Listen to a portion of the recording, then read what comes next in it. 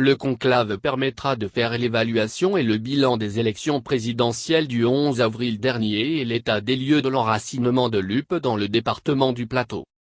Les élus, personnalités politiques et cadres du parti Union progressiste dans le département du Plateau tiennent une rencontre depuis ce matin 8 mai 2021 à Kétou sous l'égide du coordonnateur départemental Lidji Kolorolé.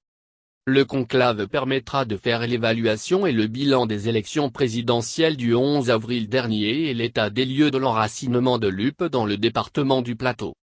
La gestion des maires UP du Plateau sera aussi examinée.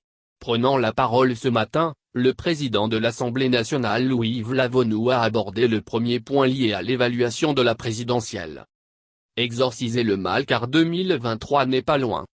Selon ce membre influent de l'Union progressiste, le département du Plateau n'a pas fait un bon score lors du scrutin du 11 avril.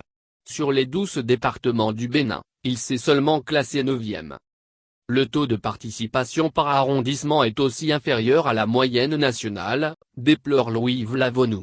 Seulement 8 arrondissements sur les 29 que compte le Plateau tutoient la moyenne en question.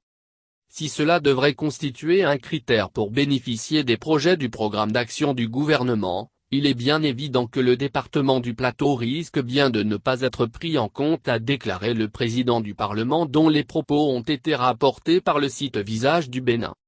Il est clair que la deuxième personnalité du pays n'est pas satisfaite de la participation du Plateau à ce scrutin.